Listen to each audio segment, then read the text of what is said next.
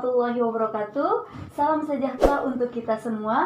Salam Om Swastiastu, Namo Buddhaya, salam kebajikan. Salam semangat dan salam Pancasila. Bertemu lagi dengan saya Siti Darojah, guru mata pelajaran Pendidikan Pancasila dan Kewarganegaraan pada jenjang SLTA. Sebelum kalian menyimak video kali ini, jangan lupa siapkan alat tulis dan sumber belajar lainnya, serta catat materi-materi penting yang akan kita bahas pada hari ini. Minggu lalu kita sudah membahas tentang sistem pembagian kekuasaan negara Indonesia, di mana kita sudah membahas juga mengenai apa itu konsep kekuasaan. Kekuasaan itu sendiri merupakan cara untuk mempengaruhi orang lain agar taat terhadap perintah kita. Kita juga membahas tentang macam-macam kekuasaan negara menurut dua tokoh besar. Yang pertama itu menurut John Locke, bahwa kekuasaan negara menurut John Locke ada tiga, yaitu legislatif, eksekutif, dan federatif. Adapun menurut Montesquieu, kekuasaan negara ada tiga juga. Yang pertama legislatif, eksekutif, dan yudikatif. Kita juga membahas tentang pemisahan kekuasaan, bahwa di sana jelas kekuasaan dipisah-pisahkan dan tidak ada keseimbangan satu sama lain. Kita juga membahas tentang pembagian kekuasaan, bahwa pembagian kekuasaan hanya dibagi berdasarkan fungsinya, tapi harus adanya kerjasama satu sama lain. Minggu ini kita akan membahas materi mengenai kedudukan dan fungsi lembaga dan fungsi Kementerian Republik Indonesia dan lembaga-lembaga pemerintah non-kementerian.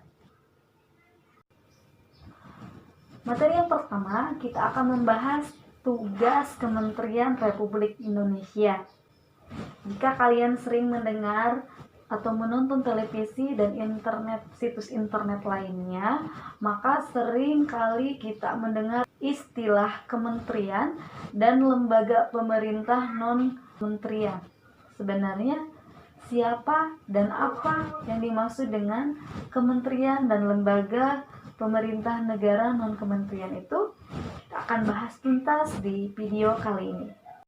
Telah kita ketahui bersama bahwa sistem pemerintahan negara Indonesia, yaitu negara kita, menganut sistem presidensial, di mana pada sistem pemerintahan ini jelas tugas presiden yaitu sebagai kepala negara dan sebagai kepala pemerintah. Selain itu juga dalam hal pembentukan Kementerian Republik Indonesia didasarkan pada ketentuan konstitusional pasal 17 ayat 2 yang menyatakan bahwa presiden dibantu oleh menteri-menteri negara. Maksudnya apa? Berdasarkan ketentuan tersebut bahwa presiden memiliki tugas untuk membentuk menteri-menteri negara.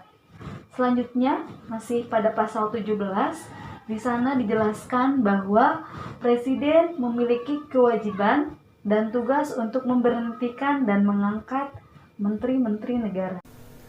Jadi bisa kita simpulkan yang dimaksud dengan Kementerian Republik Indonesia adalah lembaga pemerintahan di bawah presiden yang membidangi urusan pemerintahan tertentu, baik urusan agama, dalam negeri, luar negeri, pangan, ataupun keuangan, dan lain-lain.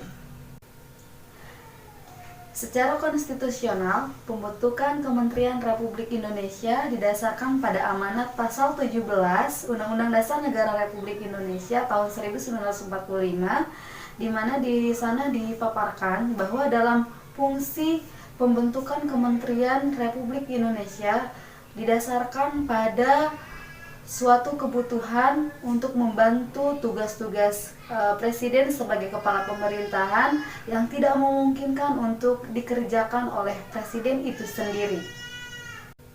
Berdasarkan ketentuan yang telah kita bahas sebelumnya, bahwa pada pasal 17 jelas membuktikan sistem pemerintahan kita adalah sistem presidensial, di mana dalam pengangkatan dan pemberhentian menteri-menteri negara diwajibkan atau tugas dari seorang presiden. Maka presiden membentuk menteri-menteri sebagai pembantunya presiden untuk menjalankan atau mencapai tujuan nasional yang tercantum dalam pembukaan Undang-Undang Dasar Negara Republik Indonesia tahun 1945 dan pelaksanaan eksekutif teknis di lapangan untuk membantu kinerja Presiden sesuai dengan tugas dan fungsinya kementerian. Lembaga negara pemerintah non-kementerian merupakan setingkat dengan kementerian yang dibentuk khusus oleh Presiden khusus mengurusi tugas-tugas yang telah disepakati atas kebutuhan pembangunan bangsa Indonesia. Adapun contoh dari lembaga pemerintahan negara non-kementerian yaitu LIPI, BKKBN, Bulog, BPS, dan lain-lain. Oke, terima kasih untuk materi pada minggu ini. Semoga video yang Ibu bagikan ke kalian bermanfaat. Tetap semangat walaupun belajar jarak jauh dan saksikan video-video Ibu selanjutnya.